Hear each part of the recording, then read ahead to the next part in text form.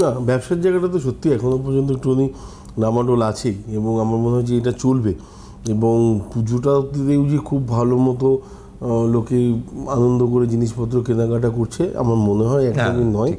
সেই জায়গাটাতেও মানুষ এখনও পর্যন্ত নেই, কারণ মাঝখানে যে ধসটা নেমে গেছিলো, যেই সময়টা যুদ্ধকালীন তৎপরতা শুরু হয়ে গেছিলো, সেখান থেকে কিন্তু একটা অর্থনৈতিক ধসের মধ্যে দিয়ে মানুষ চালিয়ে যাচ্ছে। জাস্ট এটা হচ্ছে বাস্তব, এবং এটাই আমাদের এই মুহূর্তে কাম্য যে অ্যাটলিস্ট চালিয়ে যায়।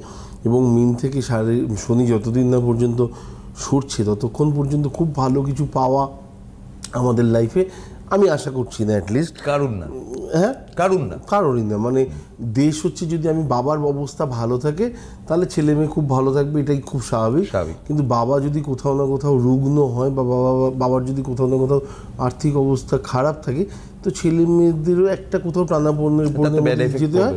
তো আমি যদি আমাদের দেশকে এই মুহূর্তে বাবার জায়গায় রাখি, তো আমরা সন্তান, তো আমাদের অবস্থাটা ঠিক সেরকমই, এবং এটাকে হাসি মুখে মেনে নেওয়াটা আমার মনে হয় বুদ্ধিমানের কাজ হবে।